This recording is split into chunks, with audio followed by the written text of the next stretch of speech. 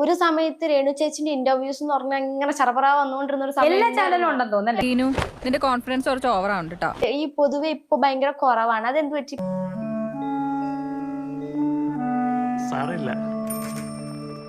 സത്യം പറഞ്ഞ ഇന്റർവ്യൂസ് കൊടുക്കാത്തൊന്നുമല്ല. ഞാൻ മാർച്ച് മാസം ഫുള്ളും ഞാൻ ബിസി എന്ന് പറഞ്ഞ ഇനോഗ്രേഷൻസ് ഏറ്റവും കൂടുതൽ എനിക്ക് കിട്ടിയ സമയമാണ്.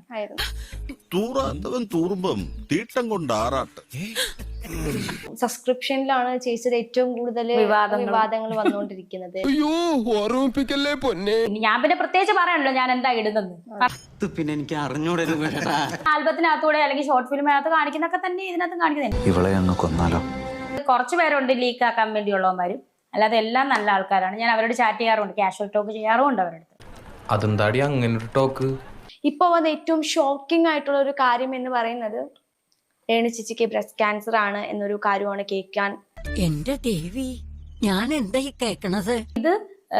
ഇത് ഇങ്ങനെ സത്യം പറഞ്ഞാൽ ഇങ്ങനെയൊക്കെ ഇത് കൊട്ടിക്കോശിച്ച് പറഞ്ഞ് നടക്കുന്നവരോട് അവര് മനുഷ്യരല്ല, അവര് പൈശാചികനാണ് എന്നാ ഞാൻ പറയത്തുള്ളൂ. നിന്റെ കയ്യിരിപ്പ് കൊണ്ടല്ലേ